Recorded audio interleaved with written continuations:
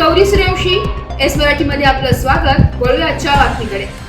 श्री रामनवमी उत्सव निमित्त नांदगावमध्ये भव्य मिरवणूक, डीजे ढोल ताशाने नांदगाव दणदणावले। ढोल ताशा आणि डीजेच्या दणदणाटात नांदगाव शहर दुमदुमले।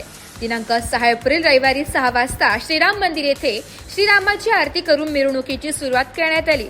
भगवान महावीर मार्ग, हुतात्मा चौक, आंबेडकर चौक, छत्रपती शिवाजी चौकातून मिरवणूक काढण्यात आली। मिरवणुकीत हजारोंच्या संख्येने हिंदू बांधव व महिला सहभागी झाले होते। ढोल पथक आणि डीजेच्या दणदणाटाने नांदगाव शहर दुमदुमले होते। आतिषबाजी करत मिरवणूकमध्ये डीजे, बँड, ढोल पथक व हिंदू बांधवांनी नाचत महापुरुषांचे फोटो झळकवले आणि चांगलाच ठेका धरला होता। श्री रामनवमी निमित्त शरबत वाटप करण्यात आली। मिरवणुकीत रथयात्रा काढण्यात आली। 12 फूट उंच श्रीरामांच्या मूर्तीने लक्ष वेधलं। आपण बघू शकतो की या मंदिराला ठिकठिकाणी कमानी लावलेल्या आहेत आणि हे संपूर्णतः पत्र्याचं मंदिर आहे, परंतु गाभारा जो आहे तो मातीमध्ये बांधलेला आहे। या मूर्तीपूर्वी इथे शाकंभरीच्या तीरावर एक याचं झाड होतं, चिंचेचं।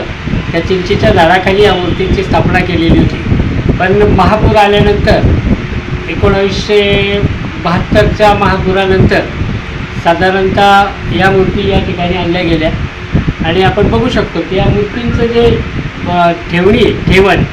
ठेवण अतिशय सुंदर आहे। आणि या मंदिरामध्ये वैशिष्ट्य असं की दक्षिणमुखी मारुती आपल्याला बघायला मिळतो। नाशिक जिल्ह्यामध्ये बऱ्याच ठिकाणी साधारणतः आपल्याला उत्तरेकडे तोंड असलेली किंवा पूर्वेकडे तोंड असलेली मारुती मंदिर मिळतात, परंतु दक्षिणेकडे तोंड असलेला हा नांदगाव शहरातला एकमेव मारुती आहे असे मला वाटते।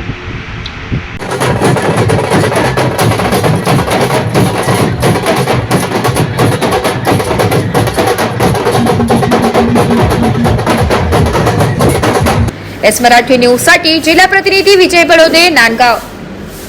अशाच नवीन ताज्या घडामोडी जाणून घेण्यासाठी आमच्या एस मराठी न्यूज चॅनलला लाईक करा, शेअर करा, सबस्क्राईब करा आणि बेल आयकॉनला क्लिक करायला विसरू नका।